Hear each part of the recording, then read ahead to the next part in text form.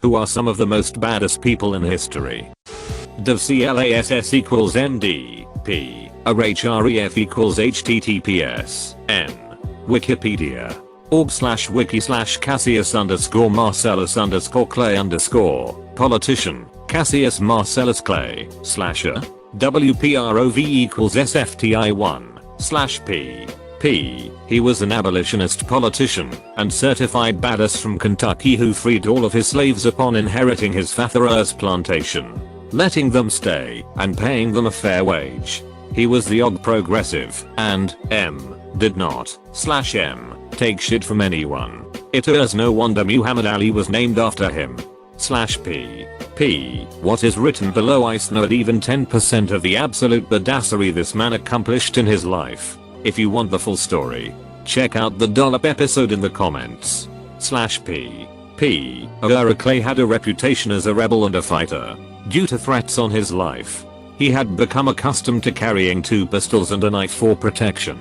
He installed a cannon to protect his home and office. /P. At in 1845, Clay began publishing an anti-slavery newspaper, True American, in Lexington, Kentucky. Within a month he received death threats, had to arm himself, and regularly barricaded the armored doors of his newspaper office for protection. Besides setting up 2 4-pounder cannons inside, /P. During a political debate in 1843, he survived an assassination attempt by Sam Brown, a hired gun. The scabbard of CLAY-39's Bowie knife was tipped with silver, and in jerking the Bowie knife out in retaliation, pulled this scabbard up so that it was just over his heart. Sam Brown, 39's bullet struck the scabbard and embedded itself in the silver. Despite being shot in the chest, Clay drew his Bowie knife, tackled Brown, cut out his eyes, and finally threw him over an embankment. This embankment was actually the top of the/M Russell Cave, for which Russell Cave Road is named after. Trivia for any of you native Lexingtonians: it is on Mount Brilliant Farm just south of Elkhorn Creek, where the event was hosted. /P. Clay served in the Mexican-American War as a captain with the 1st Kentucky Cavalry from 1846 to 1847. He opposed the annexation of Texas and expansion of slavery into the Southwest. While making a speech for abolition in 1849, Clay was attacked by the 6 Turner brothers, who beat, stabbed and tried to shoot him. In the ensuing fight, Clay fought off all 6 and, using his Bowie knife, killed Cyrus Turner. /P. He was instrumental in the institution of the Emancipation Proclamation, recalled to the United States in 1862 to accept a commission from Lincoln as a major general with the Union Army. Clay publicly refused to accept it unless Lincoln would agree to emancipate slaves under Confederate control. Lincoln sent Clay to Kentucky to assess the mood for emancipation there and in the other border states. Following CLAY-39's return to Washington, D.C., Lincoln issued the proclamation in late 1862 to take effect in January 1863. /P. He was also appointed minister to Russia and was present for the terror's emancipation of the serfs, and his house has, it is still standing, an extremely early form of indoor plumbing and central heating that was revolutionary for the time. He donated 10 acres of the land to form Berea College, the first integrated co-educational college in the South. Dude led an extremely interesting life and is, in my opinion, one of the most important unknown and undiscussed figures in American history. /P/div. Div CLASS equals ND, RHREF equals HTTPS, N. Wikipedia. org/wiki/Lachheman_Göring, slasher, /P. Block quote, P. On 12/13 May 1945 at Tongdor, Birmingham, Myanmar, Rifleman Lachheman Göring was manning the most forward post of his platoon, which bore the brunt of an attack by at least 200 of the Japanese enemy. Twice he hurled back grenades which had fallen on his trench, but the third exploded in his right hand, blowing off his fingers, shattering his arm and severely wounding him in the face, body and right leg. His 2 comrades were also badly wounded, but the rifleman, now alone and disregarding his wounds, loaded and fired his rifle with his left hand for 4 hours, calmly waiting for each attack, which he met with fire at point blank range. P. Of the 87 enemy dead counted in the immediate vicinity of the company locality, 31 lay in front of this rifleman. 39's section. The key to the whole position. Had the enemy succeeded in overrunning and occupying rifleman Lachman Guring and -39's trench, the whole of the reverse slope position would have been completely dominated and turned. P. This rifleman, by his magnificent example, so inspired his comrades to resist the enemy to the last, that, although surrounded and cut off for 3 days and 2 nights, they held and smashed every attack. P. His outstanding gallantry and extreme devotion to duty, in the face of almost overwhelming odds, were the main factors in the defeat of the enemy. P/block quote. P.T.L. Dr. Guy gets surrounded by 200 plus Japanese troops. His comrades get taken out and gets left alone. Stabs his knife in the floor and declares no Japanese passes that line. Throws back several grenades until one explodes, obliterates his hand, injures his arm and face, so he just loads his rifle with his other hand and shoots at least 31 dead strong M. Literally single-handedly /M strong. And this lasted for 4 hours. Not a quick 10-minute burst. P. The Gurkhas are either brutally heroic or ridiculously insane, or probably both. They will be outmanned and outgunned, but they will never be outfought. They would take a knife to a gunfight, and THEY and -39D probably win. P/div. Div CLASS equals MD. P. Wells Crowther. Aka the man in the red bandana. I am sure most of us have thought about what it must have been like in the World Trade Center on 9/11, and it must have been debilitatingly petrifying. He was 24 years old, working on the 104th floor as an equities trader. Made his way down to the sky lobby of the South Tower and found a badly burned woman. Carried her down 17 floors. Then went back upstairs to help guide others to the only passable stairwell. Stayed up there helping others and working with the fire department until the towers collapsed. He's responsible for saving around 20 lives and died a damn hero. P/div. Div CLASS equals MD. P. Christopher Lee, the actor behind Count Dooku, Saruman and many others, was a certified badass, spy and Nazi killer in WWII.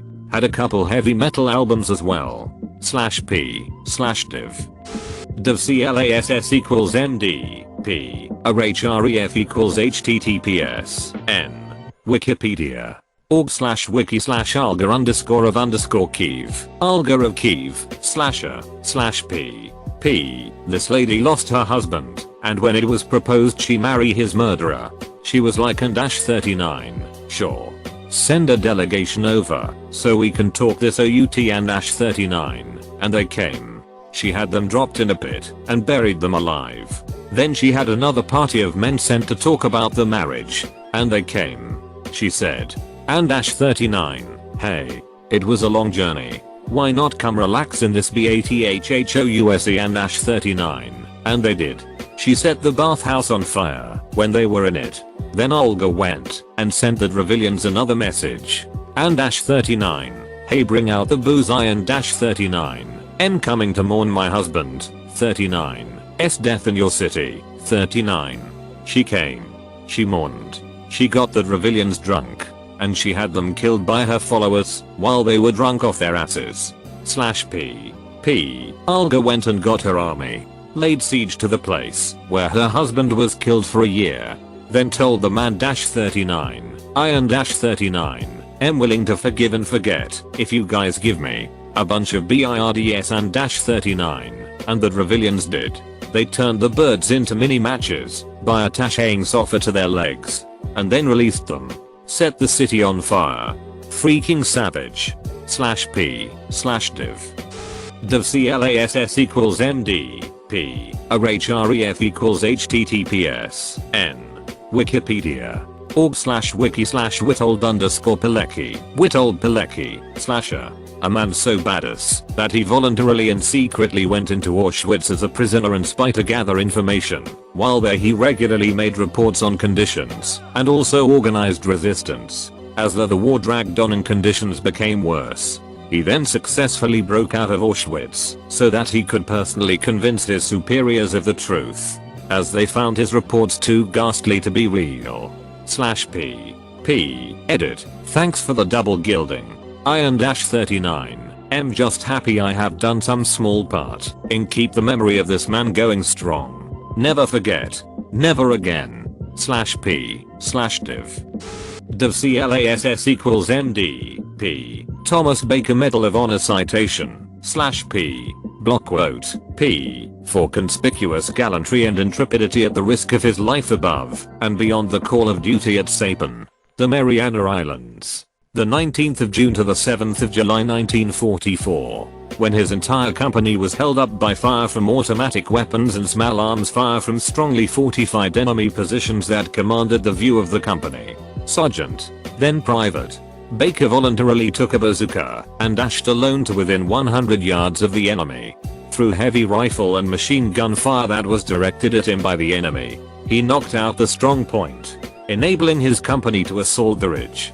Some days later, while his company advanced across the open field flanked with obstructions and places of concealment for the enemy, Sergeant Baker again voluntarily took up a position in the rear to protect the company against a surprise attack and came upon two heavily fortified enemy pockets manned by 2 officers and 10 enlisted men which had been bypassed. Without regard for such superior numbers, he unhesitatingly attacked and killed all of them. 500 yards farther, he discovered 6 men of the enemy who had concealed themselves behind our lines and destroyed all of them. On the 7th of July 1944, the perimeter of which Sergeant Baker was a part was attacked from 3 sides by from 3,000 to 5,000 Japanese. During the early stages of this attack, Sergeant Baker was severely wounded, but he insisted on remaining in the line and fired at the enemy at ranges sometimes as close as 5 yards until his ammunition ran out. Without ammunition and with his weapon battered to uselessness from hand-to-hand combat, he was carried about 50 yards to the rear by a comrade, who was then himself wounded. At this point Sergeant Baker refused to be moved any further, stating that he preferred to be left to die rather than risk the lives of any more of his friends. A short time later, at his request, he was placed in a sitting position against a small tree. Another comrade, withdrawing, offered assistance. Sergeant Baker refused, insisting that he be left alone and be given a soldier 39's pistol with its remaining 8 rounds of ammunition. When last seen alive, Sergeant Baker was propped against a tree, pistol in hand, calmly facing the foe. Later Sergeant Baker and 39's body was found in the same position, gun empty, with 8 Japanese lying dead before him. His deeds were in keeping with the highest traditions of the U.S. Army. /p/block quote. PTL. Dr. /p. Hull. Lee. P. Fortified Japanese positions were holding off an entire US company. Baker was like, fuck it. I'll do it myself. Grabbed a bazooka and blew them up enough to allow the company to assault forward. /p/Lee. P. Later, he found 2 hidden, fortified enemy positions behind friendly lines.